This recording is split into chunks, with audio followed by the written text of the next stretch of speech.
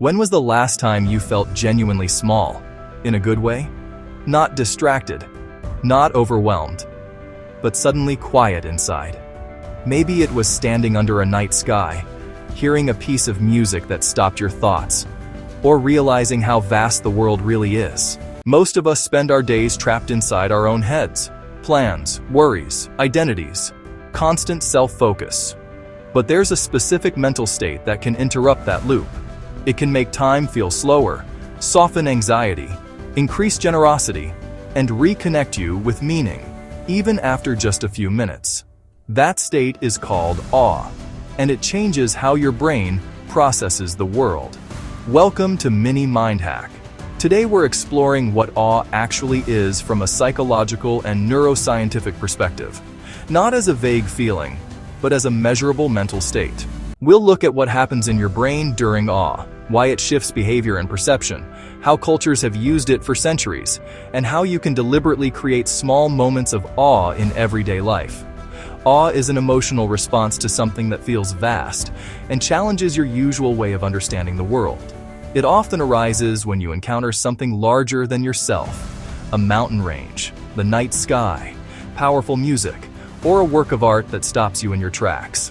It's not just surprise or amazement. Awe includes a deeper cognitive element. Your mind realizes that its current mental models aren't enough, and they need to stretch. Much of what we know about awe comes from the work of Dacher Keltner, a psychologist at the University of California, Berkeley, and one of the leading researchers on social emotions. Keltner helped define awe in modern psychological science as an emotion that connects people and shifts perspective away from the self. Another key figure is Jonathan Haidt, a social psychologist at New York University, known for his work on morality and meaning. Haidt showed how awe fits into a broader family of emotions that bind groups together and shape ethical behavior. So what happens in your brain during awe?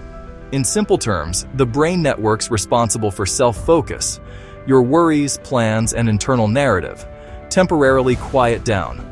At the same time, sensory and pattern detection systems become more active. Your attention widens. You become more receptive to what's happening around you. Researchers often describe this as a pause in the usual self-centered storyline. Physiologically, awe can produce goosebumps, warmth in the chest, or even tears, signs that the nervous system is shifting into a more open, receptive state.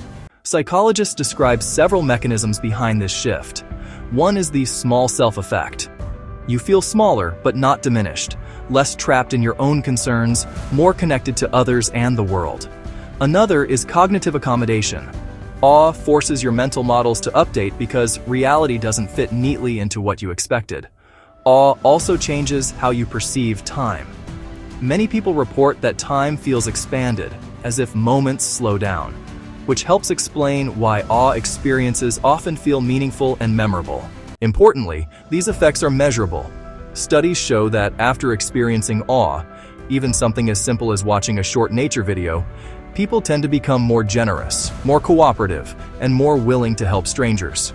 Awe also increases curiosity and openness, which support creativity and learning. Repeated experiences of awe are associated with a stronger sense of meaning and psychological well-being. Awe is not a modern invention. Across cultures, awe has been deliberately cultivated for thousands of years through architecture, rituals, music, and nature. Think of standing inside a cathedral or participating in ceremonies designed to make people look upward and outward. The American essayist Ralph Waldo Emerson wrote about nature as a gateway to a larger, more meaningful understanding of life. Across traditions, awe has served as a tool for shifting perspective, strengthening social bonds, and grounding people in something larger than themselves. So how can you bring more awe into daily life? Start small. Spend 5 minutes outside and look upward, at clouds, treetops, or the night sky. Watch a time-lapse of landscapes or stars. Create a short playlist of music that reliably moves you, and listen without multitasking. Visit a gallery and spend a few minutes with a single artwork. You can also try an awe journal. Once a day, write down something that gave you even a brief sense of wonder. These practices train attention to notice what usually goes unseen. Awe isn't a cure-all, and it can be misused. Powerful leaders or institutions can exploit awe to influence people. Not every spectacular experience produces genuine awe. It requires presence, not just stimulation. The takeaway is simple.